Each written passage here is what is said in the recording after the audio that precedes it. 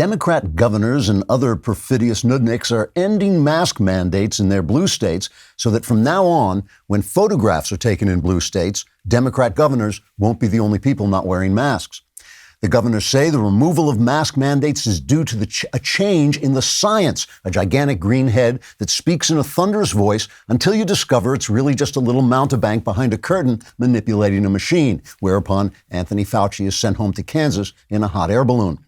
In New Jersey, Governor and corrupt hypocrite Phil Murphy said, quote, "While the science previously showed that wearing masks has no effect whatsoever on COVID infection or death rates, it now shows that wearing masks has no effect whatsoever on COVID infection or death rates, and Democrat poll numbers are in the toilet. Scientifically, this means people should stop wearing masks until at least mid-November and then should put masks back on unless, like myself, they are medically exempt because they are myself," unquote.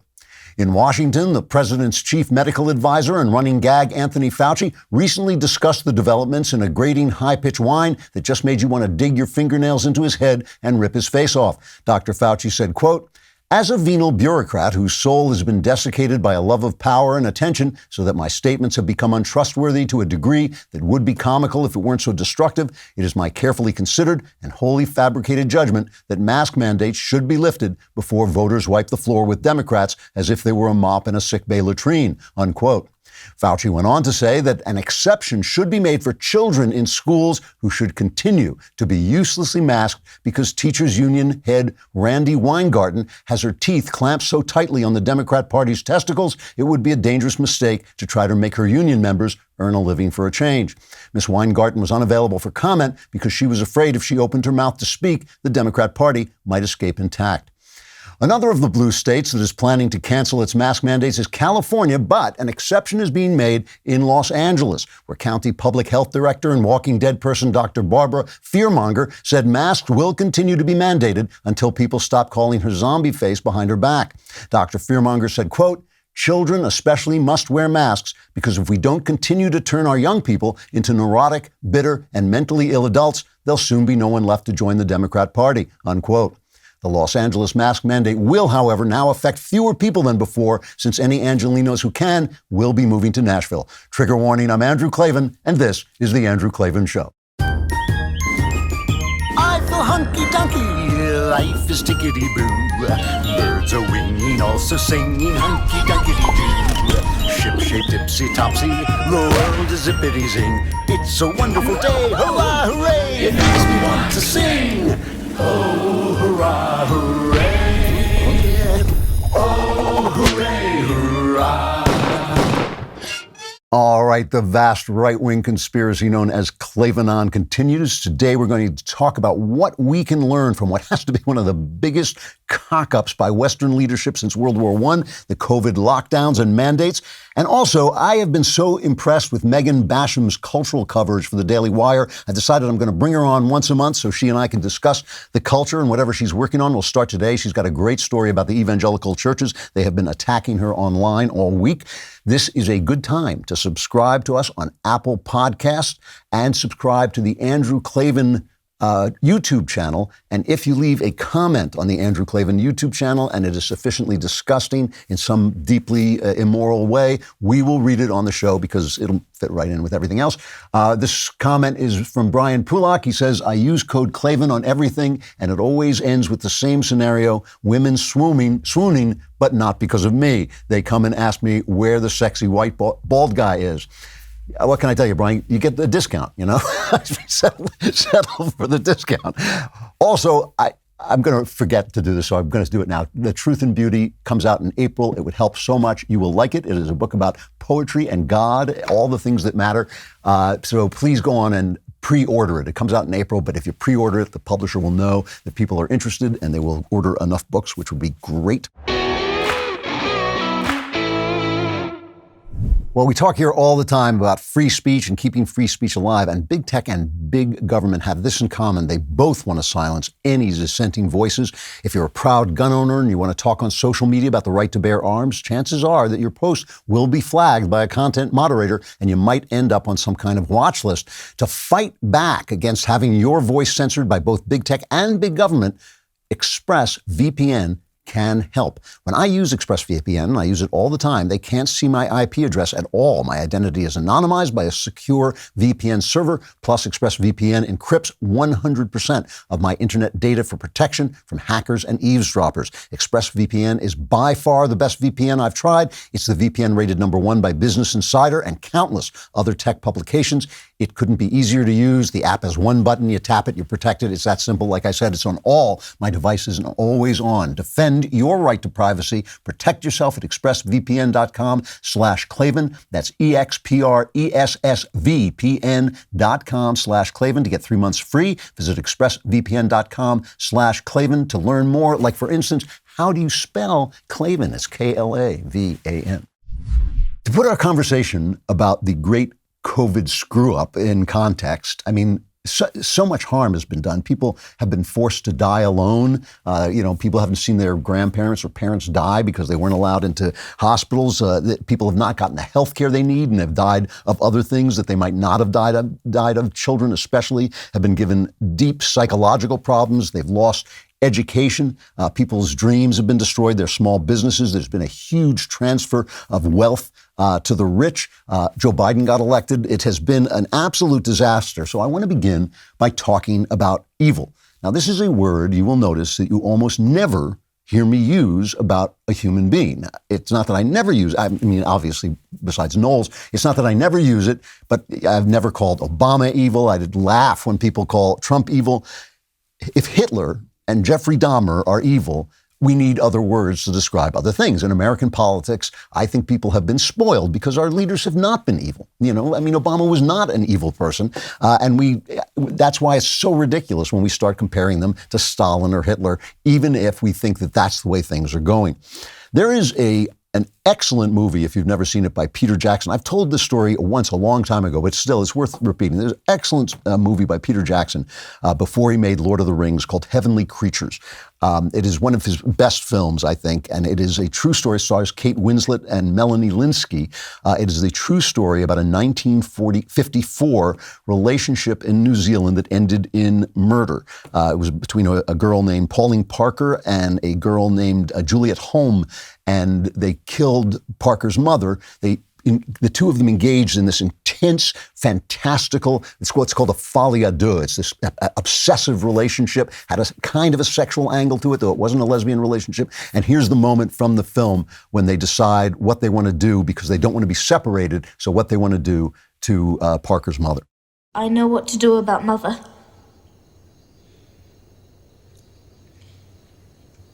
We don't want to go to too much trouble.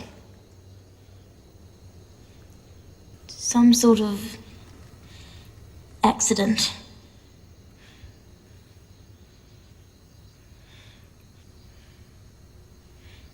People die every day. So it's a really terrific, well-done movie. So one day, when I lived in England, I was invited to a very fancy party at the Houses of Parliament for artists, for writers. And I'm in a tuxedo, and I met my colleague, a mystery writer, very successful mystery writer named Anne Perry, who writes Victorian mysteries. And I chatted with her for quite some time. And I liked her, but I like everyone when I meet them. You have to prove to me that you're a terrible person before I don't like you. People here have done that, but usually that doesn't happen. And my wife said to me, is something a little off about her? And I said, I didn't see it because I'm such a great judge of character.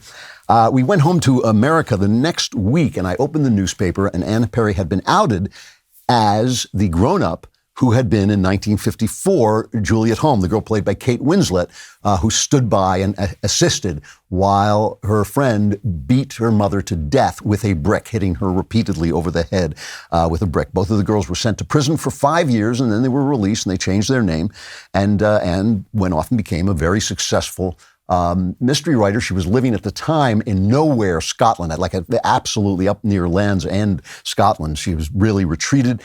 She had found God. She had become, I believe, a Mormon, and the other girl became a Catholic. And now she's moved to Hollywood because I think they're making her books into films, but she's like 83 now. Shortly thereafter, I hosted a panel at a writers' conference I think it was in Nottingham. And the panel was on evil. And Ann Perry was invited to be on the panel.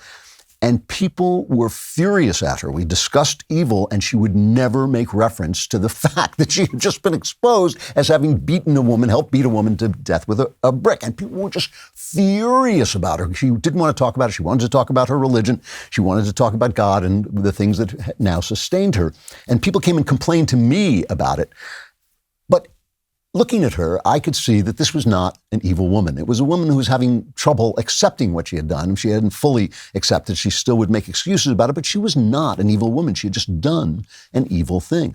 And the thing is, I had lunch once with a gangster who had recently shot someone.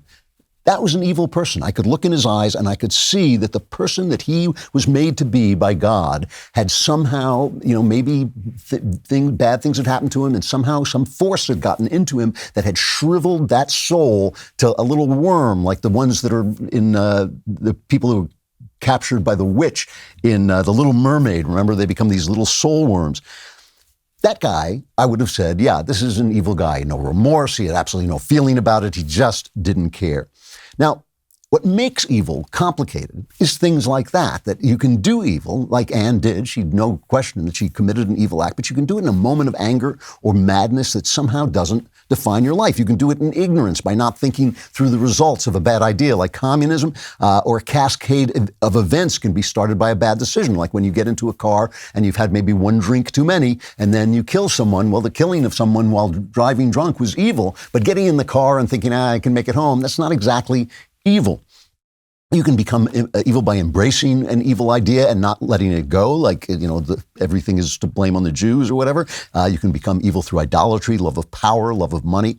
You can become evil by justifying the evil act you've done because you're afraid to face the shame. And I think that happens to some women who've had an abortion when they end up shouting their abortion, or like a preacher did the other day saying her abortion was holy, right? And you can become evil for a lot of reasons, some of them that make the evil more or less comprehensible, like including brain damage, abuse. There's a good play about this called Frozen by Bryony Lavery, where she discusses whether or not you're to blame if you become evil through a brain injury. But in every single case, there is one thing all evil has in common, and that is why it's my definition of evil. Evil is willingly and persistently turning away from what I have called the great speculation. Remember, the great speculation is that other people's inner lives are just as important to them as yours is to you, and both are equally important to God, right? That's where we get the sayings like, how would you like it if someone did that to you, or do unto others as you would have them do unto you? That's why Jesus says, love even your enemies, so you can start to see the world the way God sees it, in which each inner life is equally important. That's why racism will take you to evil, because it discounts the inner life of another person simply because he is part of a race that you have decided to dislike. And that's why both collectivism in an extreme way and individualism in an extreme way will put you on the path to evil, because as a collectivist, you don't see people as individuals, you see them as a group, and as an individualist, you don't see other people because you're too busy thinking about yourself.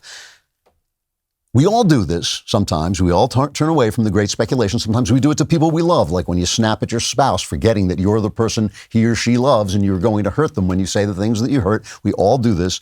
But the reason that power specifically can lead people to evil is that it lifts people up into a high place where other people no longer seem like individuals at all. They just seem like a mass, and that their problems seem to be fixable by moving them around. There was a great column in the Wall Street Journal this week by historian Arthur Herman about what a disaster this lockdown has been across the West. Remember, it's not just in America where they did this foolish stuff. They did it all over. Some people are now pulling the mandates back and the lockdowns back and all of that, but they've done it all over the West. And here's what Herman says. He says, the pandemic tempted governments and their elite allies to treat citizens as passive objects to be dictated to, bullied, and coerced en masse. An attitude not unlike that found in China, Cuba, and North Korea, instead of as active, thinking subjects with whom government is in partnership.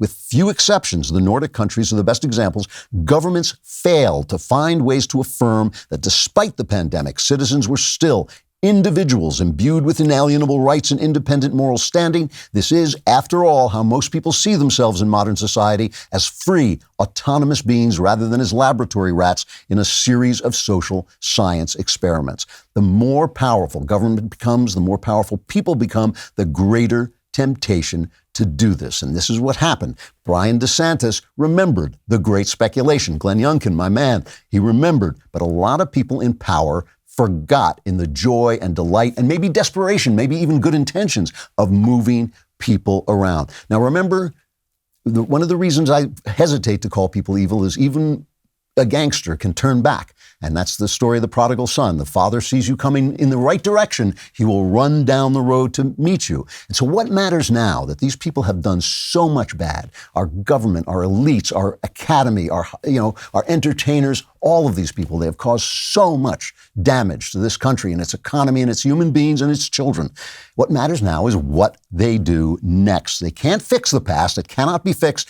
But watch what they do now and what they say, especially the leaders who got it wrong. It matters. It matters if they change their mind. It matters if they turn around. It matters in a free country how the leaders see us, just like it matters how we see one another. Jean-Paul Sartre was right when he said hell is other people. But the catch is heaven is also other people. It all depends on how you look at them.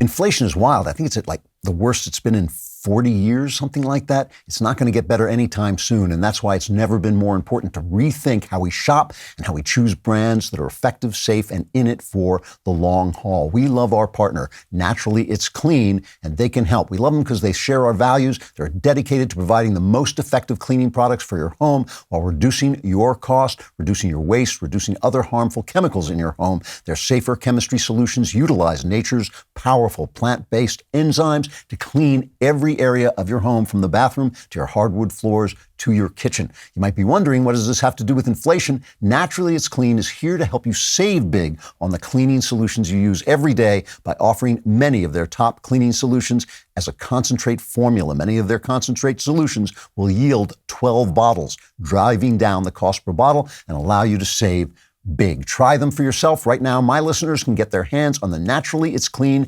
Daily Wire Essential Kit, stocked with 4 great products for 15% off. Just visit naturallyitsclean.com/Andrew. Use promo code Andrew to save an additional 15% off your order. Don't delay. A break from Bidenflation is here. Try out these incredible cleaning products in your home today by visiting naturallyitsclean.com/Andrew for more information.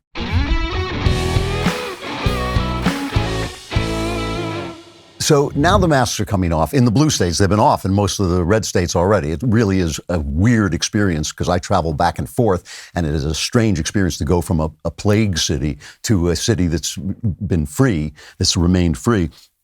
And it does remind me, this whole thing, I've said this before, but it's worth repeating. It reminds me of the Edgar Allan Poe horror story, The Mask of the Red Death, where the rich people think that they can escape the plague by locking themselves in the castle, and they're having a party and they're having a masquerade. So everybody's wearing a mask, and at midnight everybody unmasks, and one of the people who pulls off the mask is the Red Death, and everybody dies. And so all of this lockdown did not do a thing. It didn't change the numbers. And we know this. We know it didn't change the numbers because the numbers in the non-lockdown states, the free states, were the same as the numbers in the mask states. They weren't different. It was all dependent on, people being how close together people were. So now these are the states: New York, Illinois, Massachusetts, Rhode Island, California, Oregon, New Jersey, Connecticut, and Delaware. All states we remember as places where, they just would not leave people alone. And it's easy to be cynical and say that they're just doing it for political reasons, because they're obviously just doing it for political reasons. It's got to be the polling, right? The polling must be showing people have just had it. And it's obvious, because if DeSantis isn't doing it in Florida and their death toll isn't any worse than in New York, then why am I being treated like I'm in the Soviet Union in New York when I could be in Florida having a good time? That is the problem. It is obvious that it has done nothing. It hasn't helped. And so, why are people going to keep doing it? Why are they going to not vote you out of office? But it's not just the polling. It is also our friends in Canada, what I call the truck fudo movement. We have Let's Go Brandon. They have truck fudo. They have these truckers who just said we are not going to be vaccinated by force. And it's the lies on the media, they keep calling it the anti-vaccine demonstration. It is not. It is an anti-mandate demonstration. And, we make fun of Canada because they're just so damn boring. But not now. Now we owe them. They're protesting these vaccinations. And they jammed up this bridge, which many of you have never heard of, but I have. It's called the Ambassador Bridge. It is one of the most important bridges in the world. And certainly it may be the most important bridge in North America. It's the bridge that goes from Detroit into Windsor, into Canada. And it's $323 million worth of goods cross that bridge every day and cross the border every day. And by the way, the bridge is privately owned. You see, if you're watching, you can see a picture of the trucks just jamming that thing up. The bridge is privately owned, so Obersturmführer Gretchen von Whitmer, the governor of Michigan, is, absolutely in a frenzy. How are they going to clean this thing off?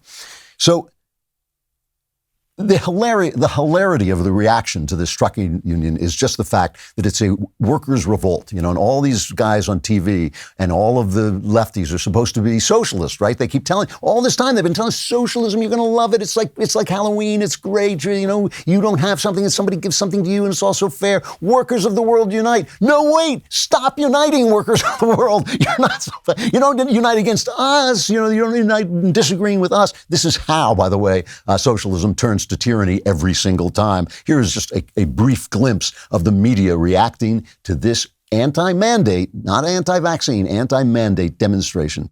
Sedition, insurrection, a threat to democracy. This city is under siege. They are now calling it an occupation. Alarming situation there in Ottawa. The police chief is calling it a nationwide insurrection driven by madness. This is kind of our insurrection by air horn moment.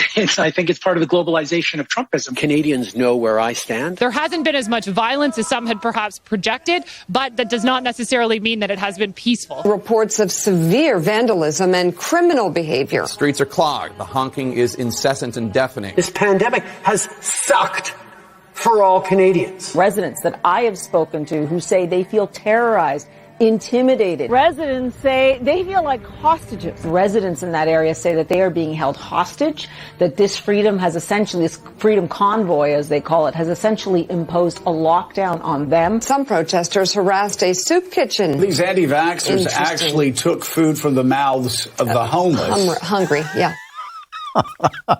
Socialism, not so much fun when the workers unite against you, is it? And Mr. Blackface Trudeau, Justin Bieber Trudeau, the first blackface prime minister of Canada, what would his father, Fidel Castro, thought? Well, never mind.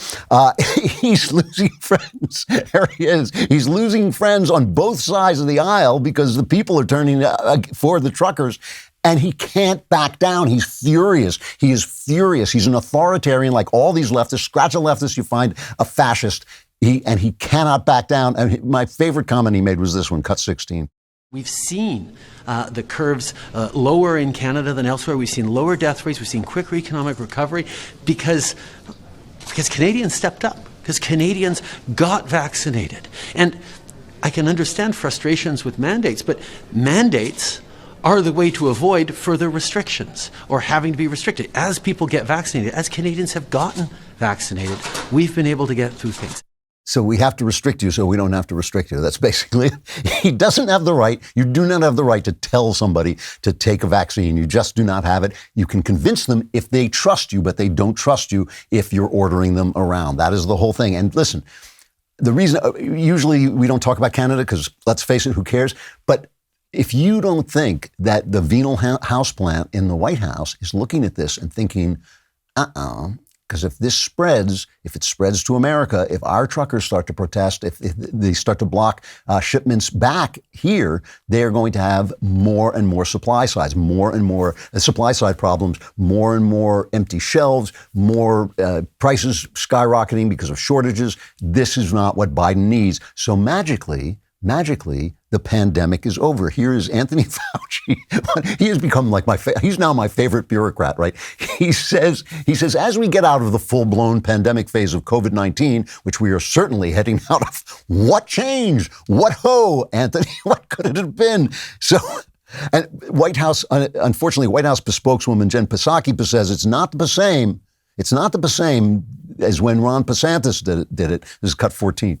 There is a distinct difference between standing in the way, which Ron DeSantis did, or Governor DeSantis, I'll give him his full title, of teachers, school administrators, and others taking steps to protect the students in their school communities. There's a difference between standing in the way of it, threatening to pull back funding, and allowing for local school districts to make choices, which is what a number of these states are doing.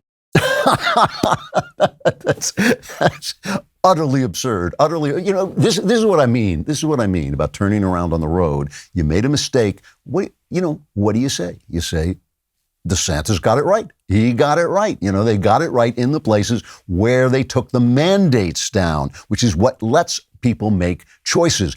And who should make the choice? Obviously, if it's your kid, the parents should make the choice, not the school. What they've done in the red states is not told people not to get vaccinated, not told people not to mask up. They have said the decision should lie with the people instead of with the government. And that's what the left is fighting about right now. And that's the actual comparison she's making. My favorite in all this has been Hakeem Jeffries. He's the best.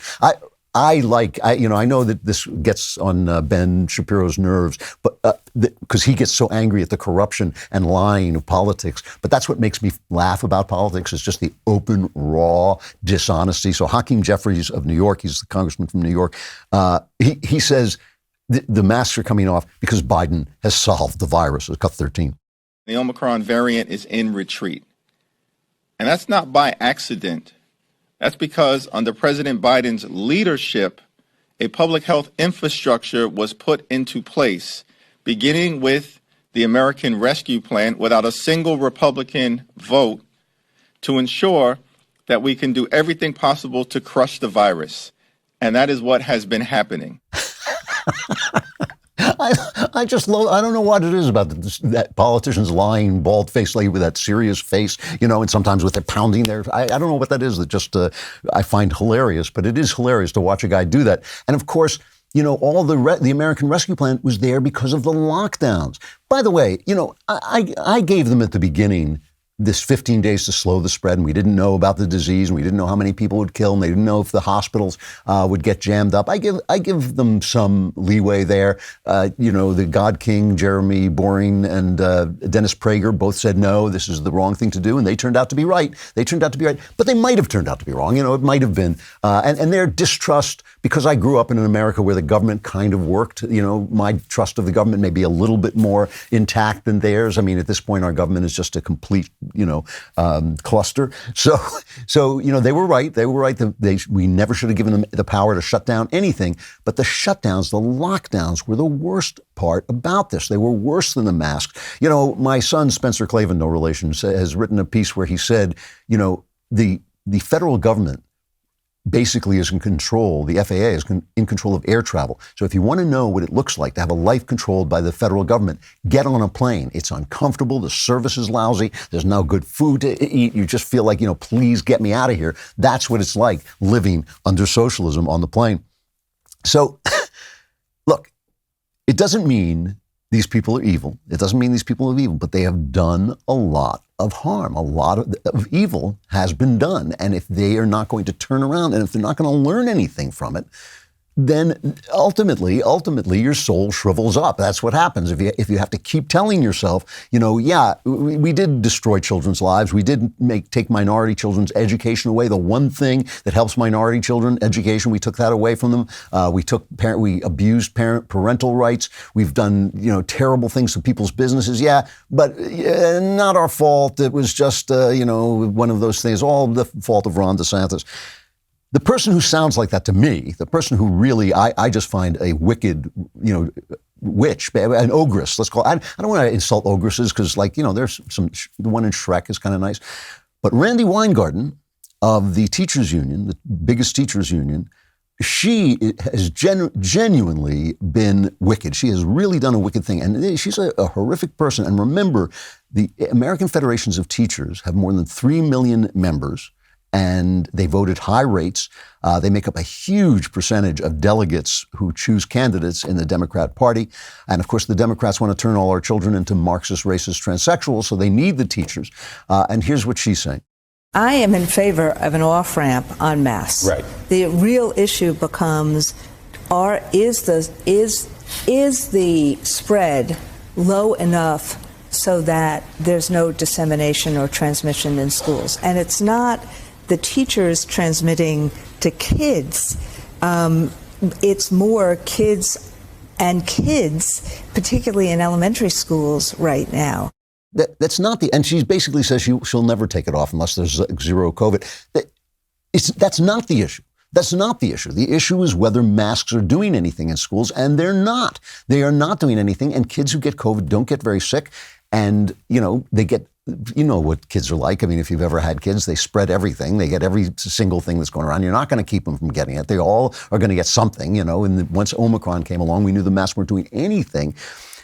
So this is it really is wicked. It really is the wrong thing to do. And the damage that's been done to these kids, kids need to see people's faces.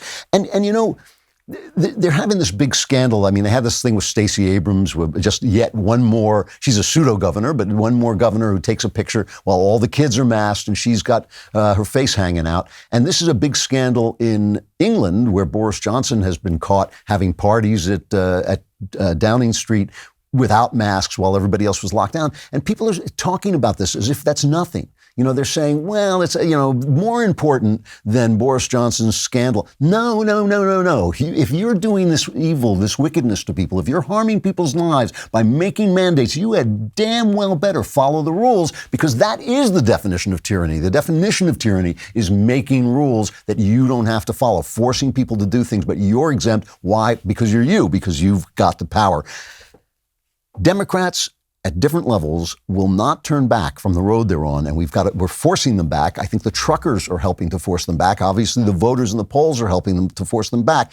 But the first Democrat and comes out and says, you know what, we ruined your lives for nothing, and the Republicans were right, the conservatives were right, I'm going to vote for him. I will vote for that Democrat. I will vote for that Democrat. And the first Democrat who says Trump was right, I will give him a big sloppy kiss on his head.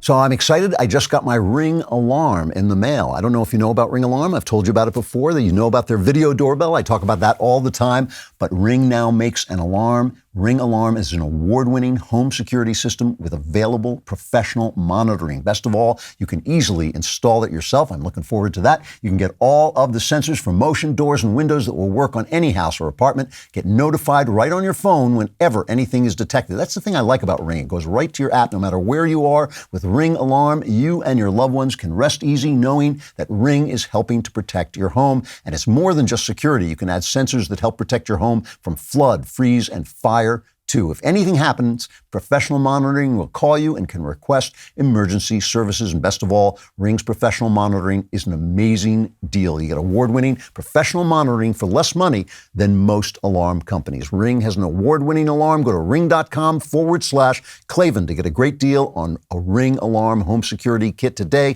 That's ring.com/Klavan. How do you spell Klavan? Just ask. When somebody comes to your door, just look at the app and say, how do you spell Klavan?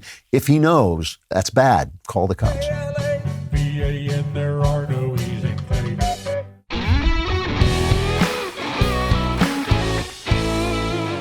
Now, I mentioned Donald Trump, and there's a reason for that. As we start to think about what did we learn from this huge, destructive mistake that just went on and on. Even after the first few months, we knew everything we know now just about. And then eventually we had the vaccine. And again, that was kind of the turning point for me. That was the point where I just said, I'm done. I don't care what happens now. Everybody dies, but I'm going to live. I'm going to do what I'm going to do. The lessons that we learned from this, and the lessons that we learned from Donald Trump's presidency and his election and his loss in the last election, are kind of wrapped up together. I have to say, I was talking about people who got things right. I think two people in America got Donald Trump exactly right. I was one of them, and the other one was Victor Davis Hanson. And I think I got it right first, but I think Victor Davis Hanson wrote the best book about it. He wrote a terrific book about Donald Trump. I think the best book about Trump and his election and his presidency. Both of us called him a tragic figure. We called him a tragic figure, meaning that his greatest strengths were also his greatest weaknesses, and that the things that got him elected were going to foil him in the end. Victor compared him to the bad man that you bring into town to clean up the town, but then you have to get rid of the bad man because he's a bad man, and that's kind of the way I looked at him, that the things that made him great also made him unelectable in the end. But I've been thinking about his presidency, because once you realize that the lockdown was a terrible, terrible mistake and obviously brought his presidency low. I mean, as Sebastian Gorka is right about this. Without the pandemic, he probably would have been reelected. But he did some amazing things when you go back and think about it. He created that excellent economy before the pandemic, before the Chinese flu hit. He created an economy that was lifting people from the bottom. It was actually raised black people, it raised people, all kinds of minorities, but it also raised like low-level workers, and it really helped people. Suicides went down under Donald Trump, those suicides that were so bad that they were actually lowering the life expectancy of Americans, and are doing so again today. They're right back up again. He let the military loose so that it could destroy the ISIS caliphate in Syria, which, if you remember, had become a huge inspiration to other terrorists all around the world. He appointed terrific judges and justices who actually want to follow the rule of law. They may not agree with us on every single thing, but they are trying to follow the rule of law instead of some faddish progressive nonsense that just happens to have come down the pike last week. Donald Trump under his administration, they brokered an actual breakthrough in the Middle East peace talks, which is an amazing thing. He facilitated the creation of a vaccine. He would have kept the economy going, or at least have opened it quickly, if he hadn't allowed himself to be talked out of it by the experts around him. And, you got to give him some slack there, right? I think a lot of us, I think maybe any of us would have thought, I don't want, zillions of people to die on my watch. That's what they were telling him. They were telling him these inflated numbers of the people who would die. So, he's not a doctor, so maybe he did the safest thing, but his gut was right. The guy was a hell of a president. And I know you get angry at me for saying this, but he was also an obnoxious personality. It made our divisions worse. He scuttled opportunities for lawmaking because of the way he treated people, the childish way he treated people who should have been treated with respect. I think they should have been treated with respect on the merits of why you treat people with respect, but still, they should have been treated with respect if only you wanted to pass a law, get rid of Obamacare, do the things that you need to do when you're wrangling the cats in Congress. And I still say his behavior after the election has been disgraceful, and he lost us the majority in Congress, in the Senate. And, he's basically mired us all in the past, and when we need to move on. But what does that teach us, right? I mean, for a guy like Trump, who's a builder and a TV star, right? For a guy like Trump to be that good a leader, to have done so many great things, it must be easier to do great things than all the other leaders are making it look like, right? The only thing he had to do was to be belligerent enough, mean enough, rude enough, nasty enough. This is what I mean by his greatest strengths being his greatest weaknesses. He had to be belligerent enough to say that all the experts and the elites in the State Department and all those people, they were wrong. And he was right. That's what he had to do. That was how easy it was to make the country better and the world better. He turned our attention to China when we needed to turn our attention to China. He hobbled Russia by letting our energy industry thrive. He did all of these incredible things just by saying the majority of the people, of the elites, was wrong, right? So why, again, this is connected to what we learned from the pandemic. Why did it take somebody that belligerent to do it? I'll show you why. You remember in 2020, he got the COVID. He came back after getting COVID, and he stood on the balcony of the White House, and he took off his mask, and the media and the elites and all the elites fainted like, the woman throwing her apron over her face. They all had the vapors. And this is what he said. This is cut 25. Don't be afraid of it. You're going to beat it. We have the best medical equipment. We have the best medicines, all developed recently. And you're going to beat it. I didn't feel so good. And 2 days ago, I could have left 2 days ago. 2 days ago, I felt great, like better than I have in a long time. I said just recently, better than 20 years ago. Don't let it dominate. Don't let it take over your lives. Here is a montage of the reaction from the news media to this. Cut 26. This is so disrespectful. I'm not even sure I can speak about this. It's incredibly disrespectful. What does that mean? Don't be afraid of it. I mean, first of all, it's a contagious disease that kills people. There's nowhere to even begin. It's gross. It's such a distressing moment. It's just so horrible, so destructive to say I feel better than I have in 20 years. That he's saying this is so disrespectful. The president says it's no big deal. I mean, it's outrageous. It is insulting to the people who have lost loved ones. It is insulting to every American who wears a mask. I mean, it's disgraceful, Wolf. It's absurd. Don't tell your supporters, don't be afraid of COVID. Everyone should be afraid of COVID. It's okay to be afraid of COVID, and it's okay that it's dominating your life because it has dominated your life. Be afraid. Let it dominate your life. We have a living to make here, for crying out loud. That went on for 4 years. Trump is Hitler. Trump is with the Russians. When Trump says good morning, it means I hate black people. That went on for 4 years. You have to be a genuine SOB to stand up to that and not break. We're watching Joe Rogan, who's probably, seems to be kind of a nice guy. It's hard to withstand that kind of a program. So what do we learn? We learn the elites are very, very often wrong, right? And it's better when things get better in the world when you ignore their wisdom. And we've learned that ignoring them comes at too high a price. We need to lower the price of ignoring the elites.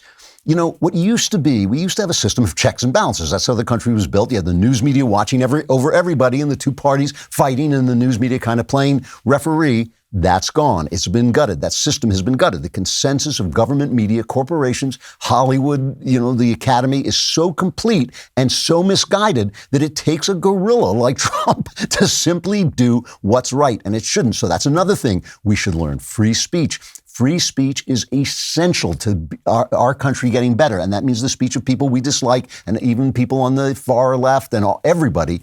There are things that I believe that are crimes that can legally be excluded, like committing violent speech acts like threats and extortion and so on.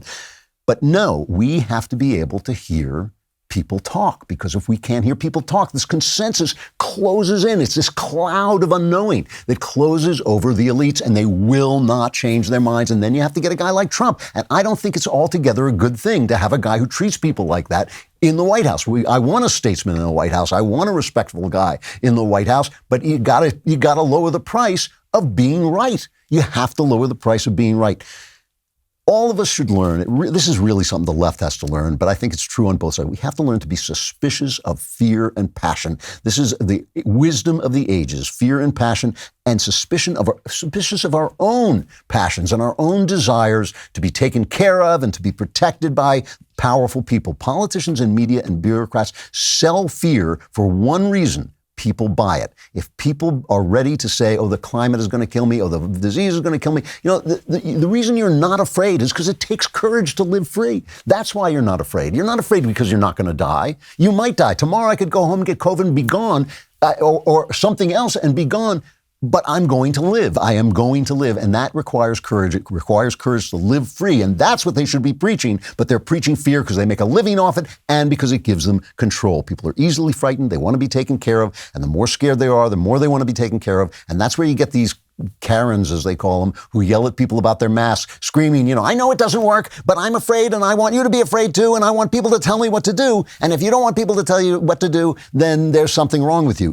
It takes courage to live free. Elites are wrong. The elite consensus needs to be broken by checks and balances and competition. Free speech has to be protected at all costs. We've got to get rid of cancel culture, which is, as I said last time, is a complete device of the left. There is no left and right cancel culture. This is because they have declared that everyone who disagrees with them is hateful, and that's what happened to Trump, and that's why the cost of being right is so high. We got to be suspicious of people selling fear and suspicious of our own hearts. We have to be suspicious of our own hearts because in the moment of passion, we get carried away. And one other thing that I'm going to close on this. We cannot forget who these people are, who the people who told us what racist we are, what sexist we are, what phobes we are. We're phobic about this, we're phobic about that, what Nazis we are. These are the people who said it. These people, the guys on CNN, they can't understand. They can't understand why we like Joe Rogan better than them. Joe Rogan, a leftist, he's a Bernie bro. Why the right likes Joe Rogan better than them. Why everybody likes Joe Rogan better than him. Last week I played Brian Stelter saying, why do they trust him better than us? So the comedian Russell Brand went over them. This has gone viral. It's hilarious. Cut 8. Which sounds great, but not all opinions are created equal. Now, listen here, Sonny Jim. You're not only making people not trust you, you're making them not trust me. And then you have talk show stars like Joe Rogan who just wing it, who make it up as they go along.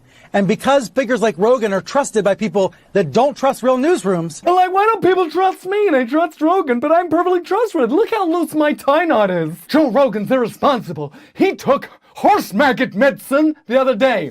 Now tell me, sir, and don't tell me anything other than this. Should there be a war? Yes, there should be a war. Interview's done. I'd like to see you do that, Joe Rogan. That is great. It's a good imitation, too. We don't trust them. They got everything wrong. Here's cut 7. We are not fake news. We are real news. Much of the dossier has been corroborated. Some rioters were planning to murder lawmakers. What does Putin have on Trump? Has Trump been compromised? That Kavanaugh aided and abetted in the commission of a gang rape. But it does look like that young man to me is taunting the Native American Vietnam vet, and he's in his face. When you start whipping people and you want to split hairs between reins and whips. There is no evidence of any wrongdoing by either Joe or Hunter Biden. Looking ahead to 2020, one reason why I'm taking you seriously as a contender is because of your presence on cable news. A widely held conspiracy theory that the coronavirus was created in a Chinese laboratory. Dr. Fauci, thank you for keeping it straight. Thank you for fighting the good fight. We know the science. We know that masks work. Why don't we trust those people? And finally, there's this, and this is important too, because character counts, as they kept telling us about Trump. This is cut 6. I think this was made by us here at the Daily Wire. This brand new research by Gallup says American trust in the mass media is at its lowest point since 2016 and near a record low overall. Jeff Zucker has announced his immediate resignation as the president of CNN. This comes amid an investigation into what Jeff Zucker calls a consensual relationship. What happened and where CNN goes from here? You were caught masturbating on camera. You since then have been on leave from CNN. Do I have all that right? You got it all right. Sad to say. The biggest media story this weekend, it's the firing of Chris Cuomo from this network, CNN. Late Wednesday, a lawyer contacted CNN with a sexual misconduct complaint about Cuomo. Joining me now, the man who accused Don Lemon of sexual assault. His accuser claims Lemon started rubbing himself. But the even bigger point, I think, is about what the press is. Is it produced by reporters or by repeaters? I love it. These guys are telling us how bad we are, how evil we are, how rotten we are to have voted for the guy that they don't like. This is the State of the Union. You know, this is the State of the Union. Our country, listen, I believe things are going to be better. I think the tide is turning. I think we have a real chance of changing things. But it's only in this bubble of consensus, only in this place where the checks and balances have broken down, where free speech is being curtailed by social media and powerful corporations. It's only in that bubble that obnoxious jackasses like this could even imagine that there was anything we needed from them but repentance and an apology. It's only there in this elite bubble that Hollywood people in Hollywood who are wrong about everything, who are constantly in rehab, who are going through their fourth wife, should get up at the Oscars, which no one watches anymore, that they should get up at the Oscars and tell us what's wrong with them, what's wrong with us. You know, it's only in that bubble. We have to break that bubble, and that's why we have to speak. That's why we have to have the courage to speak. That's why we have to have the courage not to fire people when they speak. They're not going to do it. They're not going to change. They're not going to apologize. They're not going to recognize who they are. And that doesn't make them evil. But that way, evil lies. All right, we cannot get through the show without talking about rockauto.com, because I know you're lonely and your car's not moving. Your car's not moving and you need a girlfriend, right? Go to rockauto.com. Solves both problems, because when you say rockauto.com, the women will flock to your door. Plus, you can get your car working again from your computer. It is a great place, rockauto.com, to shop for auto and body parts from hundreds of manufacturers. The rockauto.com catalog is unique and remarkably easy to navigate. And you get to say, I'm going to look for car parts on rockauto.com. See how that will change your love life. And the prices at rockauto.com, they're always reliably low. They don't change them up on you.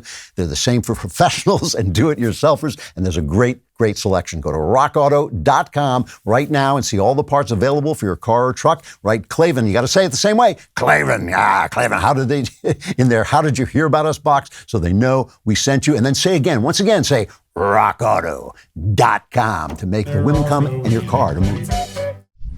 We have one of my favorite guests today. Henry Olsen writes a daily column for the Washington Post. He's a senior fellow at the Ethics and Public Policy Center. He also is the best reader of political tea leaves in the country, in my opinion. And one of the reasons for that is he does not pay any respect to persons. He's a conservative, but he doesn't let that change the way he reads the numbers. That's why sometimes what he says might get on your nerves, because he's telling you the truth. But the truth will make us free. Henry Olsen, it's great to see you. It's great to see you. So I've been reading your columns, and Republicans obviously are feeling really good about the upcoming midterms. And I always think about Glenn Reynolds at Instapundit. He's always quoting Han Solo, "Don't get cocky, kid." So let me just read just one sentence from a column of yours you wrote after Glenn Youngkin won in Virginia. You said, Democrats are right to be concerned that the upcoming midterm elections could be a disaster. A close look at the data from 2021 elections in Virginia and New Jersey suggests it could become a bloodbath. And there's likely little, this is the part that got me, there's likely little individual candidates can do to avoid it. So what did you see in Virginia that made you feel that way? Well, it was both Virginia and New Jersey. Is that what... It wasn't just that Youngkin won, that Winsome Earl Sears won for lieutenant governor, that Jason Miyares won for attorney general, or that the Republicans took control of the House of Delegates. All of those are amazing things. It's that virtually everywhere you looked, you saw a nearly identical swing in the vote. And when I looked at the state legislative races in New Jersey and in Virginia, what I found is that there's not a single state legislative district in either place that Democrats currently hold where Biden won by less than 11 3/4 points the year before. Not one. So what these things tell me is it doesn't matter if your name is Joe Blow or Jane Gutierrez or whatever it is. If you're a Democrat, the odds are overwhelming that if you are below a certain line of partisanship on Election Day, you're going to lose. And given how many Democrats nationally are below the line from last November, they should be terrified. And one more thing, Biden is lower today by net 5 percentage points on his net job approval average than he was back then, which suggests the bar of endangered Democrats is even higher, and even more people should be looking over their shoulders and wondering what their post-congressional careers are going to entail. Oh, that's encouraging. Now, I want to leave off. It's encouraging if you're a Republican. These people think of their retirement and their college funds. No, it's true. I have a little violin that if I can find it, I'll play it. I want to leave Donald Trump aside for just a minute, because we have to talk about him, obviously. But what headwinds, are there any headwinds that the GOP is looking at? Well, first of all, we're taking a look at something that's still 9 months away. Events can interfere. And historically, events sometimes have interfered. You know, what happens if there's another, God forbid, 9/11? In the 1962 midterms, the Cuban Missile Crisis broke in the 3 weeks before Election Day. Clearly, its positive resolution helped Kennedy somewhat. You just don't know what you don't know. As to put it in the late Donald Rumsfeld's terms, this is a known unknown. Second, there's a possibility that there's going to be people who are not going to like Biden, but they're going to say, I'm still not willing to vote for Democrats. Is that what we see in the polls right now is that there's a big gap between Biden disapproval and Republican voting behavior on the generic ballot. And that is something that is due to people who don't like Biden, who haven't decided where they're going to go. But other than that, the only major headwind is the quality of the candidate, is that even in wave years where one party wins overwhelmingly, you can just nominate a dud. And if you nominate a big enough dud, voters are going to say, I don't want to vote Democratic, but this person's unacceptable, and they're going to return the Democrat. Barring that, this is the most optimistic I've ever been for Republicans 9 months out, because it's just unprecedentedly. Biden is in an unprecedentedly bad position. Republicans are doing better in the generic ballot and in other positions than they were during the Obama years. And you just look at this party and you look at this president and you say, how can they change it around without changing who they are personally and politically? And those sort of surgeries, if they happen very painfully and take a long recovery period.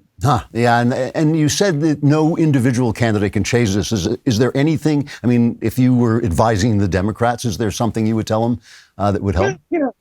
The thing is, there's always going to be an outlier, the sort of person who can run ahead of the party. John Katko, the Republican who's retiring now from Syracuse, was continually won in an area he should not have won in. So there's always going to be the exception that proves the rule. My point is that we really have moved from the period of our youth and middle age, Andrew, where both of us grew up during a period when people would cast votes for one party and one office and another party for another office, go back and forth. Swing voting exists. Split ticket voting really does not anymore. Those are two different things. So what I would tell the Democrats is, the problem is what you tell the Democrats is something they don't want to hear, is that the Democratic Party coalition is different than the Democratic voter coalition, which is to say that if you're an active Democrat, the center of public opinion among people who are self-described Democrats is decidedly center-left. That creates what we've been seeing, the arguments between the center-left and the left within the party. The problem is the Democratic voter coalition includes a lot of non-Democrats. And these are people who wanted a centrist administration. They wanted quiet competence, and they're not getting either. So the thing that you would tell them is something that would require them to recognize how far out of step they are. And there's lots of people telling them, Democrats of all stripes are saying it. They can't hear it because to hear it means the left has to understand that they can't get what they want most, which is rapid transformation of America. And that's half of the Democratic Party. It's 20% of America. People don't have that sort of rapid, sudden self-realization or self-abnegation. You wrote a column recently that said that candidates endorsed by Donald Trump are having trouble fundraising. What does that mean? What do you see in that? Well, what it means is that people in the media like to say the Republican Party is the Donald Trump Party. And at the level of issues, that's true. The sorts of things that Trump talks about, strong immigration, nationalistic, America First foreign policy, taking entitlement reform largely off the table, that's shared by like 80%, 70 to 80% of Republicans now. So, too, do they have a positive opinion of him. But Donald Trump personally is no longer the be-all and end-all. And what it means is that there's no big donors in Trump's orbit who will come in, unlike in other factions of the Republican Party. There's not a small donor base that Trump's endorsement can mobilize. You're pretty much on your own if you're in the Donald's corner because the normal party apparatus is not interested in funding you, and Trump can't fund you at any level. And that is a sign of weakness, is that the Trump brand may be a mile wide and 2.5 inches thick. Everyone I know who knows Trump, I've never met him, but everyone I know who knows him and talks to him says he swears he's going to run. Do you believe him? Do I believe him? Well, I think we've learned that anyone who believes Donald Trump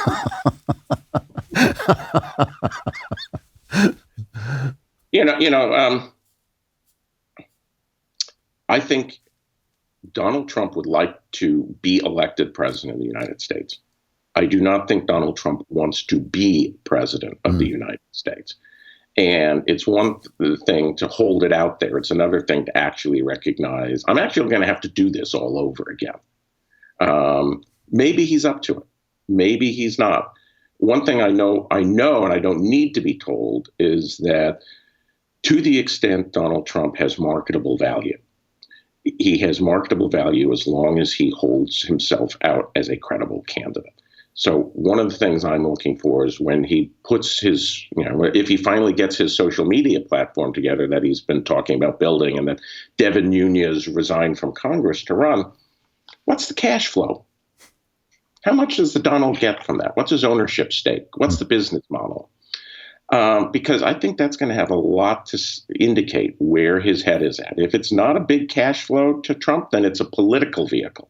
But if it is a big cash flow to Trump, remember how he made his money for the last decade or so? It was licensing his name to various things, not actually building things.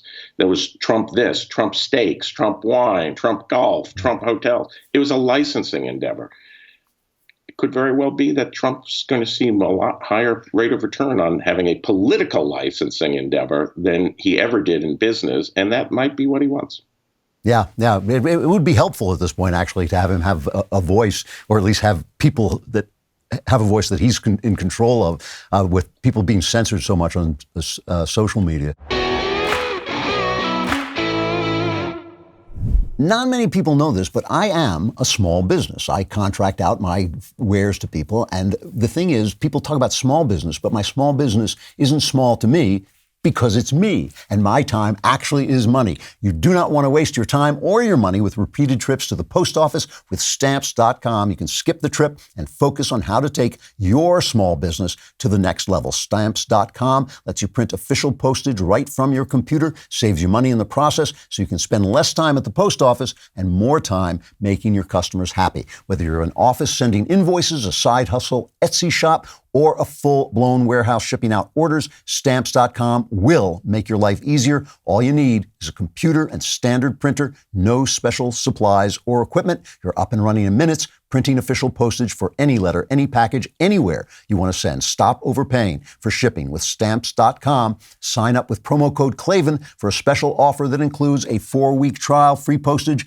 and a digital scale. No long-term commitments or contracts. Just go to Stamps.com, click the microphone at the top of the page, and enter code Klavan. I know what you're thinking. You're thinking, Klavan, why, how can I possibly spell that? It's Klavan. There are no E's in Klavan. I just make it look this easy. So my pal, Sebastian Gorka, I love him to death, but I had him on. He is absolutely certain that the election was stolen. A lot of time has passed. A lot of more information has come in. Molly Hemingway wrote a pretty incisive book about some of the shenanigans that went on. Where do you stand on this now? The election was not stolen. Yeah. I'm 100% certain about that. I am certain there were shenanigans. Molly wrote about some. I can point you to others, that she may or may not have written about. But there is no evidence that mail-in voting produced a wave of invalid ballots. I did an analysis in Pennsylvania where I looked at two factors. I looked at turnout compared as a percentage of citizen voting population in 2016 and 2020. And Pennsylvania was a great state to look because it did not have no excuse mail-in ballot or any form of early balloting in 2016. So it was like the perfect Trump model. You all vote out on election day unless you're sick or out of town. And then 2020, it had no excuse mail-in balloting. I did not find any relationship between the share of votes cast by mail and increases in the turnout, which is what you'd expect. If mail ballots were producing phony ballots, you'd expect bigger turnout areas when there's more mail ballots. And it didn't happen at all. And the same is true under the other theory. The other theory is, well, they just stuffed the ballot box the old-fashioned way when they were counting the votes. Actually, some of the smallest increases in turnout were in the places that Democrats controlled the most. So when you look at it and say, if it didn't happen in Pennsylvania, why do I think it happened anywhere else? And I know enough about voting trends to be able to see Yes, turnout was up pretty much everywhere. The same neighborhoods moved towards Trump, whether it was a safe state or a swing state. I was looking at Hawaii recently and found the few places where there are upper income Hawaiians, and they voted much less for Donald Trump in 2020 than they voted for Republican candidates in 2018. It was just a nationwide phenomena, and I do not believe there is a single state that was swayed by vote fraud, either in the counting or in the casting. Yeah. I know people don't like to hear this, but I think you're right about this. And it certainly was never proved anywhere near a court of law, and no case was ever brought that was even mildly convincing. Yeah, or that they ever. Yeah, that's the thing is people will say it, but my question is, okay, describe to me in 3 minutes or less how it happened. Yeah, with some degree of specificity. I have never once heard any Trump acolyte be able to answer that question. They'll throw buzzwords about or make claims, but like say, okay, there's 11,000 votes in Georgia. Exactly how did it happen? Yeah, they can't do it. So one of the many ways you've been out ahead of the curve was you talking about changing demographics and the effect they're going to have. And you were screaming at the Republican Party to wake up to the fact that the coalition had changed and that the demographics of the country had changed. And Trump actually did some of that. I mean, you were also the only person who said he had a chance of winning, and the only informed person who said he had a chance of winning. And Trump, it seems to me, has changed something. He himself has changed the coalition. Can you describe what you think has changed and what the Republicans should learn, what they should see and pay attention to now? What Donald Trump was effectively the graphic novel version of what I had been calling for, which was a shift on issues and temperament to one that accommodated the non-left working class, who were increasingly dissatisfied with mainstream Republican nostrums, but were also more dissatisfied with mainstream Democrat ideology. Donald Trump spoke to that. I was writing back in the early 2010s about immigration and trade. They're two sides of the same coin. If you want to attract the white working class that dominates the upper Midwest, you want to abandon or modify significantly Republican dogma on basically free immigration and free trade. Trump did.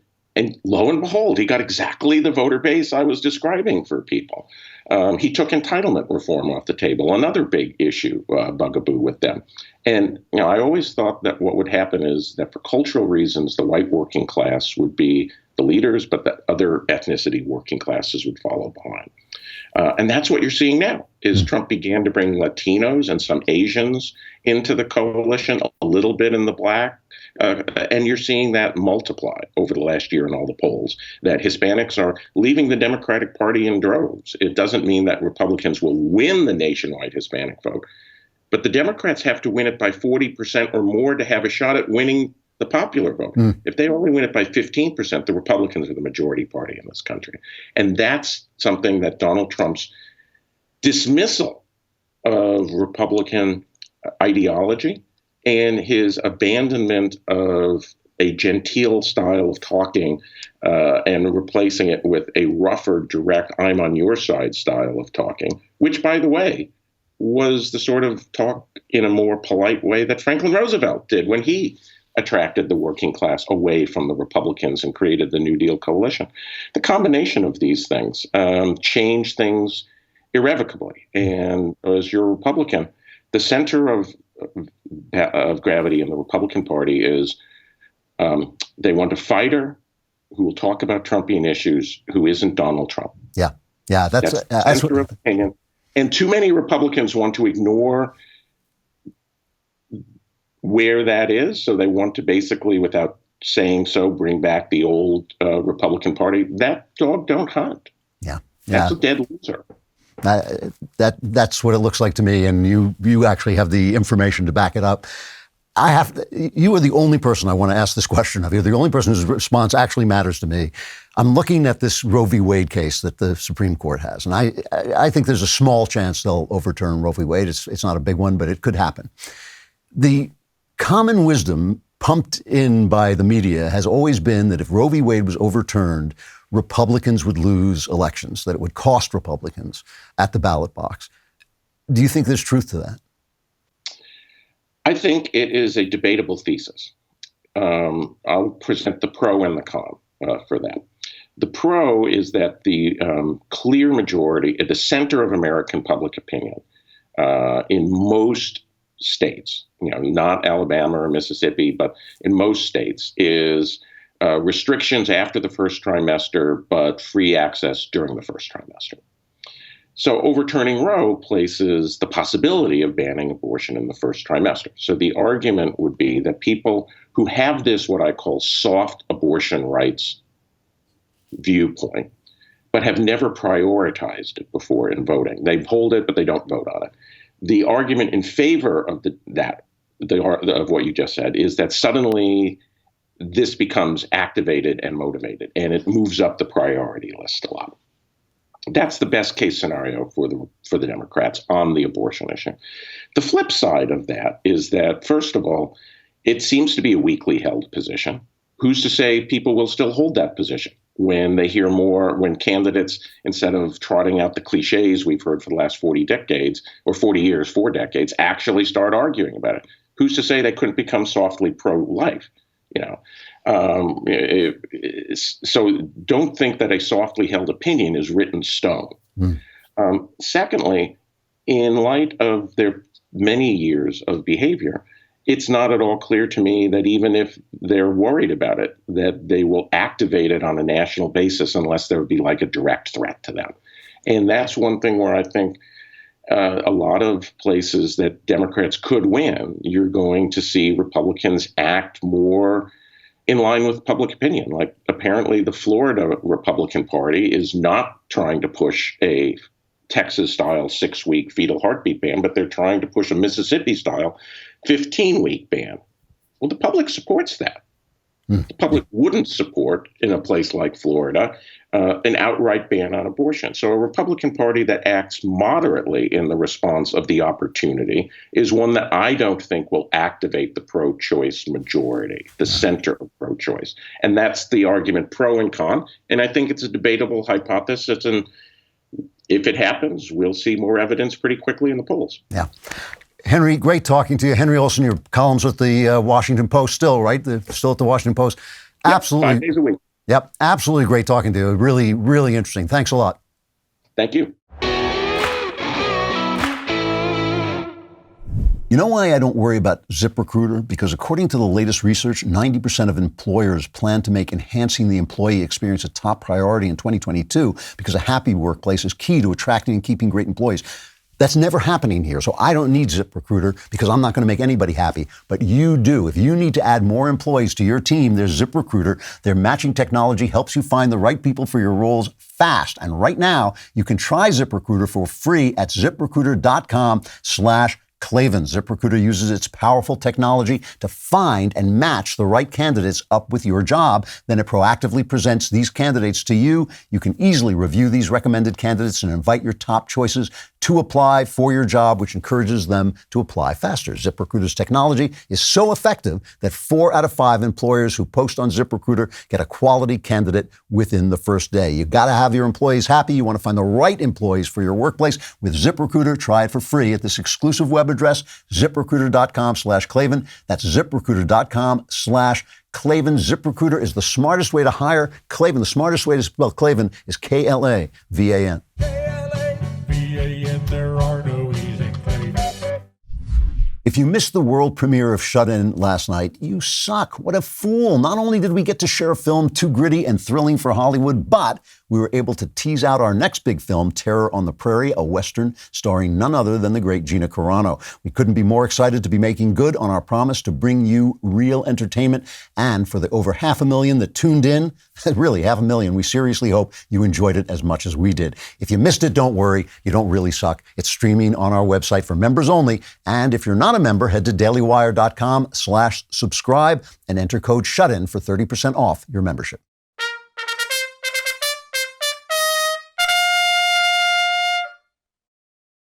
All right, as I said at the beginning of the show, Megan Basham, the Daily Wire entertainment reporter, has been doing such a great job covering the culture that I've decided we're going to bring her on. She's agreed happily that we can bring her on once a month to talk about the stuff she is covering. She is the author of Beside Every Successful Man. Megan, thanks for coming on.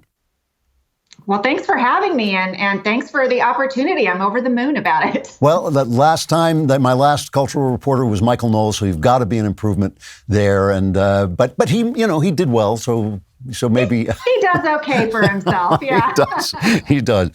So before you came on, when they were trying to hook up the link, I just went on Twitter, and I see you being beaten up by the evangelicals, which is really funny. It's hilarious the way, because you keep producing the receipts. They keep saying they didn't do it, and you keep producing the receipts.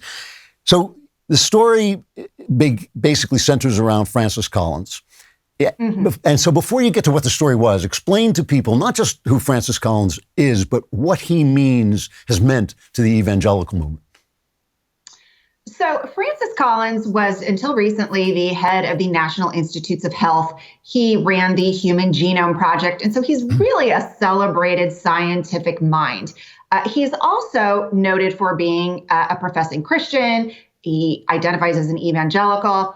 Now, some of his beliefs are a little outside of Orthodox Christianity. He's something of a theist. He doesn't believe in a literal Adam and Eve. He's kind of in the camp where he believes that God started the evolutionary process and kind of let things unfold from there, but that God had a hand in that evolutionary process. So I think a lot of the evangelical world has this sense of maybe inferiority, that we're not intellectuals, that we are not that smart. And so you have someone like Francis Collins, and I think there's an understandable desire to hold him out and say, this guy, this amazing intellectual, is one of us. And so he runs in a lot of Tony circles. He was appointed by Obama. He holds a very powerful position in the federal government until just last December when he retired. And he goes to places like Davos, and he does book clubs with David Brooks at the New York Times. So just, a very fancy man. He's a Christian who's accepted by the elites, basically. Yes, I think that's a great way to put it. And so as COVID has been going on, he's particularly been important for his pushing of the COVID narrative. So just as you saw Anthony Fauci out everywhere in the secular media, Francis Collins has been specifically dispatched, and this wasn't really denied. It was kind of openly covered in Time magazine and some other outlets that he was openly dispatched to convince Christians and church members to get on board with the government's COVID policies, things like masking, shutting your churches, staying home, abiding by lockdowns, and especially getting vaccinated, all of those things. So he made the rounds to just a number of very high-profile pastors, high-profile media outlets and ministries, sort of preaching this message of follow the government guidelines regarding COVID. And very particularly, he presented it as a gospel issue. Follow the guidelines to show that you love your neighbor, to show that you're following Jesus. And he was presented in that way as someone who is just like you, a Christian brother, and that's why you should listen to him. So that was kind of the nature of the story. But there's a little bit more to Francis Collins than that. And that was the part of the story that was not presented on all of these podcasts and in all of these media interviews. And that's the fact that Francis Collins, though he professes to be pro-life, has directed record level funding to fetal tissue research. And that has included some experimentation at the University of Pittsburgh that involved grafting the scalps of aborted infants onto lab rats. It involved harvesting the organs of full-term babies, 42 weeks, that had been aborted. There were some charges. This is not confirmed, but some doctors have alleged that University of Pittsburgh research involved extracting the ureters, kidneys, and a couple other organs from still living infants. So some fairly horrific stuff. So to wrap up this somewhat long-winded answer, there's also another element of Francis Collins's work, and that is the fact that he launched an initiative in which he declared himself an LGBT ally and advocate. And that funding went to something called sexual and gender minority research. And one of those projects has involved directing $8 million to a research grant that gave opposite-sex hormones to children as young as 8 and mastectomies to girls as young as 13. So these are the things that all of these pastors and Christian ministries did not tell their audiences and their church members about Francis Collins. Did they know it? I don't know. And so I reached out to try to find that out. I mean, his record on fetal tissue research is pretty public. He's given lots of interviews where he has advocated for it and admitted that he knows it's controversial in the pro-life world. So I suspect they did know that. I don't know if they knew about the sexual and gender minority research. And so you called Collins for comment. What happened? Well, I called everyone for comment. Okay. I called all the pastors. And Collins, I had an interview scheduled with, and it was actually coincidental that after our article came out on the Daily Wire, one of these PR companies got in touch with me and said, we're doing this, curriculum launch with Francis Collins. Would you like an interview with him? And it happened to fall like 2 days after the article came out. So I said, oh, yes, please. I would love that interview. So interview was scheduled via Zoom. And I just want to say that I did read through all the press materials, and all of my questions were crafted to be related to those press materials and the topic at hand. So I'm sitting there waiting for our Zoom meeting, and some time goes by. They're running late. They're telling me not to worry. At about 15 minutes, my Zoom screen clicks off and says this meeting has been canceled. And I just get a text from the PR people saying, we're sorry, we had to cancel the meeting.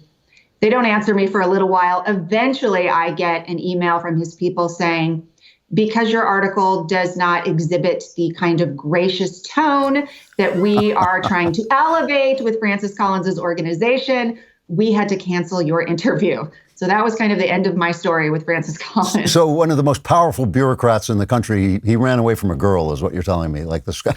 That is what I'm telling you. Yes, that's what happened. I mean, when I found Christ, he made me weirdly fearless. It seems like it didn't have that effect on this guy. Just to go back for a minute to whether these guys knew, one of the guys he was with, and from your articles, N.T. Wright. Now, I've read a lot of N.T. Wright, and he's a very, very elevated Christian intellectual. I think he's overrated, but I don't think he's completely overrated. I think he's got some interesting stuff that he does. But they were pals, right? I mean, they knew each other pretty well. Oh, yes. I mean, all of these guys seem pretty close. The N.T. Wright interview in particular ended with a guitar duet where they sang together. So I feel like that's a pretty tight connection when you're doing a duet with somebody. That's like Knowles and Boring, right? So now, just, on a personal note, just before the pandemic, I for a while left the kind of Anglican Catholic Church because I got so disgusted with the church I was in because it was so left wing that I was distracted by some of the sermons, and I wound up in a Presbyterian church, which I kind of enjoyed, but ultimately when they called for a shutdown, they shut down like this, and I was really disappointed. And these guys, in your article, you say these guys were making fun of John MacArthur, the guy who braved California's lockdown to stay open and fought them. And they were kind of chuckling at him behind his back, essentially. Yeah, which is kind of funny to me because now I'm hearing all this stuff about my tone, and I kind of look at these videos and go, gosh, you guys, I like Tim Keller. I feel probably about Tim Keller like you do about N.T. Wright. I've learned a lot from him. I like him too. Yeah. Yes, I've benefited from his writing. But in this particular interview, he was right there agreeing with Francis Collins. In fact, he said that churches who defied the COVID shutdowns, like John MacArthur's, and this was right at that time, represented the bad and ugly of good, bad, and ugly church responses to the coronavirus. So, and N.T. Wright said that these churches that were not locking down had some idea like Jesus is my vaccine or Satan can't get into my church. So really dismissive and kind of sneering. So what bothers me about this, the fact that the government says shut down your church in a country like this where the government really is not supposed to have that power, and they shut down like this. And, it's not just the evangelicals, because in, Catholic theology, the body and blood of Christ, the Mass is central. If you're not getting the Mass, you are not getting the benefit of the church. They shut down instantaneously. Meanwhile, as you say, they're listening to this guy who is, supporting gender treatment for kids and possibly some level of abortion. this speaks to me of something horribly wrong in the church. Am I getting that right? Am I seeing that correctly? Yeah, I think you are. And what's been probably most disturbing to me, I didn't know what the reaction would be when the story came out, but I thought there would be some. I thought there might be some argument of, look, given what we knew at the time, we felt this was the best thing to do, or we stand by our mask decision, something like that. I've gotten none of that. All I've really gotten is some sort of back channel through ancillary voices like Eric Erickson, who I like, also conservative host, saying, hey, guys, I talked to them. He doesn't say who he talked to, but he just says, I talked to them. They're good guys. This is more complex than you think, but doesn't really offer detail. And then the whole thing turns into tone. Let's not fight. Let's not have this bickering and backbiting. We need to love each other. And I'm going, okay, at a certain point, though, we actually need to talk about the hard, concrete facts of this story, and we need to get to the truth. And so I'm not really willing to brush it all under the rug, under the umbrella of nice tone. So do you have an idea, a larger idea of what you think has gone wrong? I mean, something, these churches, people are deserting them. And a church that bows to the government is not the church. We know this because we have all of church history from literally the year zero, of churches standing up to oppressive governments and governments that are overstepping. And certainly in terms of operating on children, I mean, there's no excuse. There's just no excuse. So, right. So do you have a bigger idea of what's gone wrong? What happened to the evangelical church? It was a force for conservatism. It was a force sometimes for actual religion, and it seems to have lost its way. I mean, from my perspective, and at this point, this is not reporting, this is my opinion because They wouldn't talk to me, but I see this desire for cultural relevancy, and it feels like it infects so much of what they do. Like, somebody kind of made the quip that evangelicalism is, we'll do the same thing, but worse, and 5 years later. And that kind of feels like what we're seeing. It's just this very strong desire to be associated with people who are viewed as elite, intellectual, and we want to be culturally relevant. We don't want to be thought as backwoods and backwards. But you know what? If you follow Jesus, they might think that you're backwoods and backwards. Yeah. No, it's very corrupting. It's something, in some ways they joined the Reagan coalition basically because I think partly because of Roe v. Wade, they felt they were being excluded, but now they've become part of power politics, and it's just not a good fit. I mean, you're going to be corrupted by power politics. This is probably my last question, and it is an opinion question. But I read recently in a book called Homo Deus by Yuval Harari, I read this line where he said, Christianity and the other theist religions have long since turned from creative into reactive forces. And I can't help feeling that he's got something there, even though I disagree with a lot of what Harari says, that somehow churches are no longer part of the conversation of how should we live? How should we deal with mental illness? How should we deal with art? How can we create art that matters? None of those things that the church actually did for most of its existence happen anymore in this country. They have become a sort of a crank fest sometimes, or they just surrender to the culture, or they just crank about it. Do you have any thoughts about why that should be?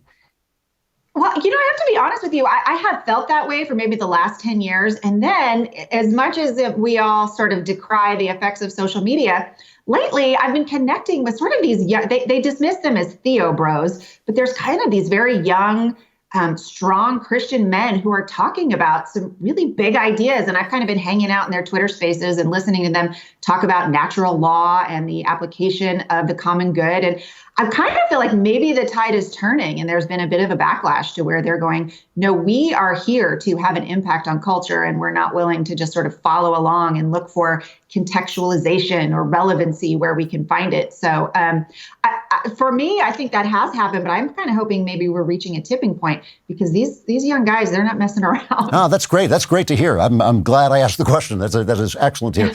Megan Basham, the excellent cultural reporter for the Daily Wire. It is great to see you, and we will see you again in March. Thank you. I'm looking forward to it. Thanks a lot.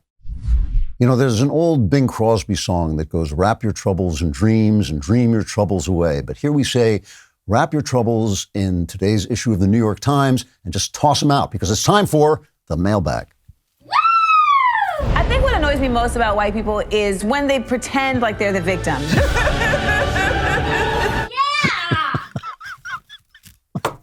Yeah, that's what annoys me most about white people, too.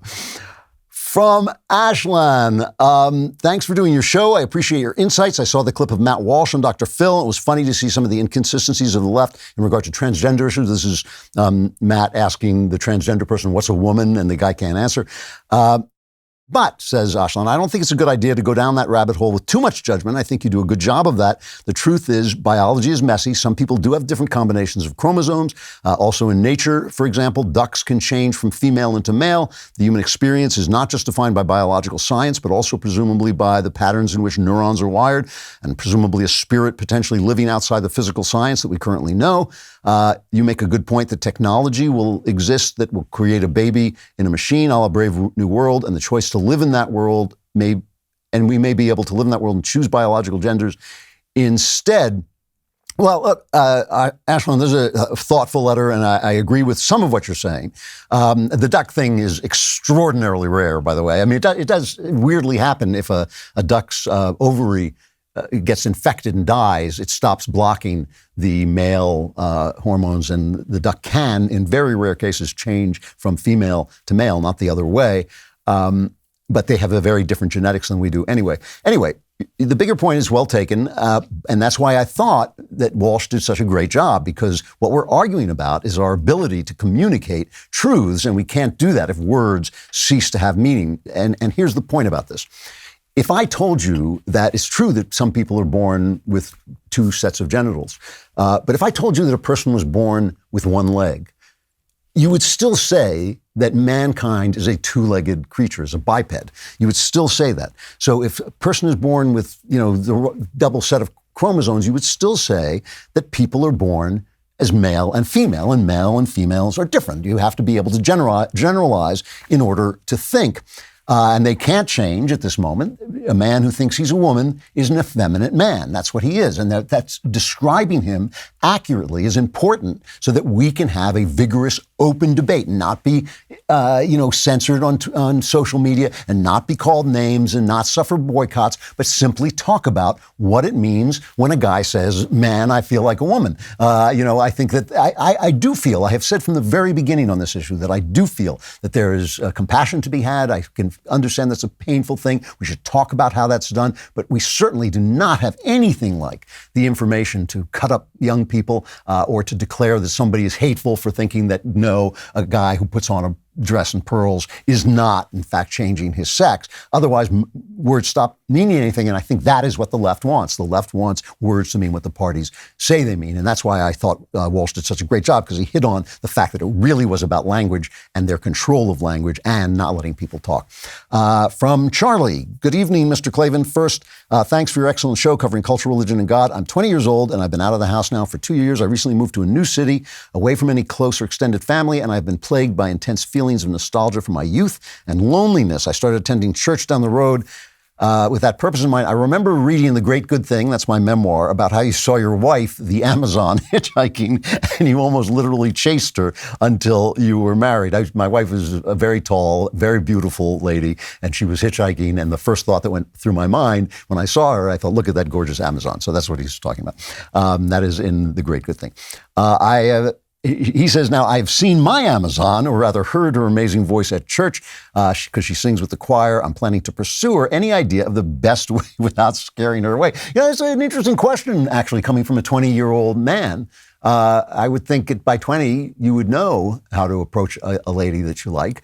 But, you don't have to pursue her. I mean, you go to her church. I'm sure she hangs around at coffee hour. You should walk up. I mean, I'm just explaining what I think most guys would do is you go up and say, my name is Charlie. I just have to tell you what a lovely voice you have. And you ask her questions about herself and you tell her a little bit about yourself. And after about 10, 15 minutes, you say, well, I don't want to, take up all your time, but I would love it if you would let me call you and ask you out.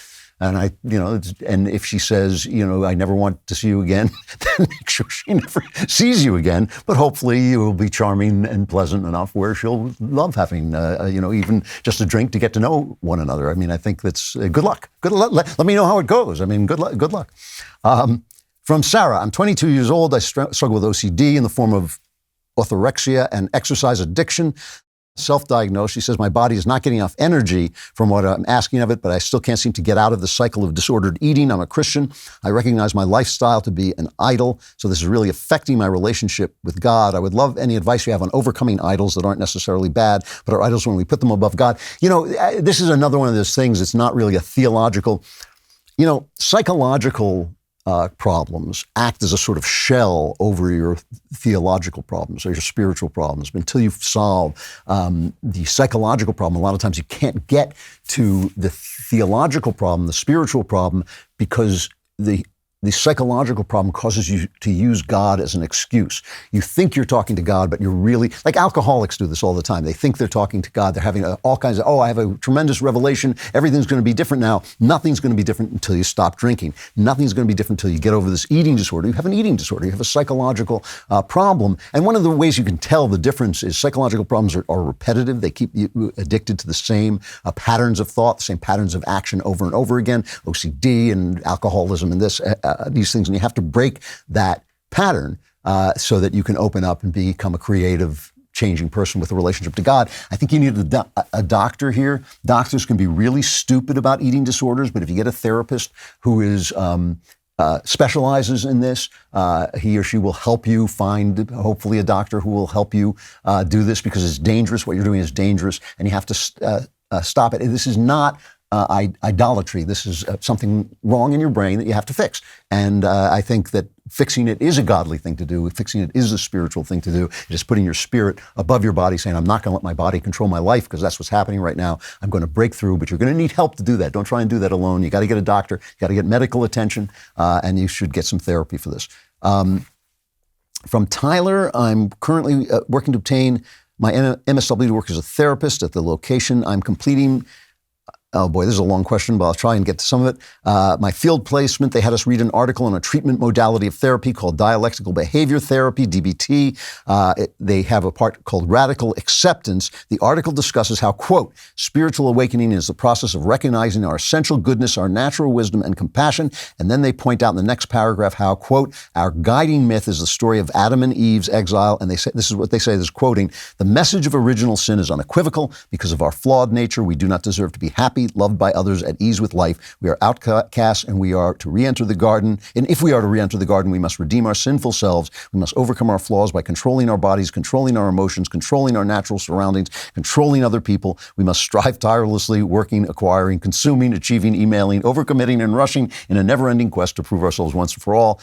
He says, I find myself a religious individual, but not quite knowledgeable on the teachings or readings. I'm working to change that. Reading this, I felt the author got the story and its meaning completely wrong. Completely is the right word. They got it completely wrong. What are your thoughts on the story of Adam and Eve and its teachings? I don't have time now to go into the whole thing, but this is completely untrue. Everything in it is completely untrue, except that, of course, we have to control our bodies and we have to control our emotions sometimes. That's naturally, if you don't control your body, this, like, as I was saying to the lady before, then your body is going to destroy you. You have to eat well, you have to live well as you can. You have to have your pleasures where you can, but also control the pleasures and control your emotions so you don't do stupid stuff all the time. All of that is spiritual and right behavior. And the notion of permissiveness, which is supposed to be, you're going to be free, it actually enslaves you. And, permissiveness actually enslaves people and makes them get lost. But that is not at all what the story of Adam and Eve is about. It is the story of the disobedience toward God, of the breaking of our natures so that our natures are operating against us, so that we want things that we shouldn't want, that hurt us. We want to destroy ourselves. We want to destroy other people. We do the worst thing for ourselves when we know what the best thing is. That's a spiritual problem. And so that's the problem we have. And anyone who thinks he doesn't have that problem just isn't paying attention, because that is the way life is. With that, I must cast you out of the garden of Klavan-y goodness into the exterior darkness where there is wailing, there is gnashing of teeth, broken glass, flames.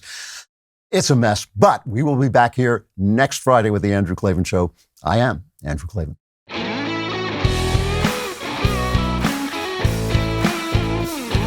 The Andrew Klavan Show is produced by Lisa Bacon. Executive producer, Jeremy Boring. Our supervising producer is Mathis Glover. Our technical director is Austin Stevens. Production manager, Pavel Wadowski. Editor and associate producer, Danny D'Amico. Our audio is mixed by Mike Cormina. Animations are by Cynthia Angulo. Hair and makeup is done by Cherokee Hart. Our production coordinator is McKenna Waters, and our production assistant is Jacob Falash. The Andrew Klavan Show is a Daily Wire production. Copyright Daily Wire 2022. Today on the Matt Walsh Show, the Biden administration goes for gold in the woke Olympics by appointing a gender-fluid drag queen dog fetishist to a high-ranking federal post. Yes, we'll have more information about that. Also, speaking of sexual degeneracy, parents in one school district are outraged after their young children were given an assignment asking them to list their sexual desires and preferences and comparing it to pizza. We'll have to explain that one as well. And a new Disney Junior show teaches kids about microaggressions through song. Plus, many Democrats have changed their tune about masking. What accounts for this sudden conversion? Finally, in our daily cancellation, we'll discuss what might be the most horrific story of racism you'll ever hear. And it happened in a Gucci store, and the victim is a rapper. All of that and more today on The Matt Walsh Show.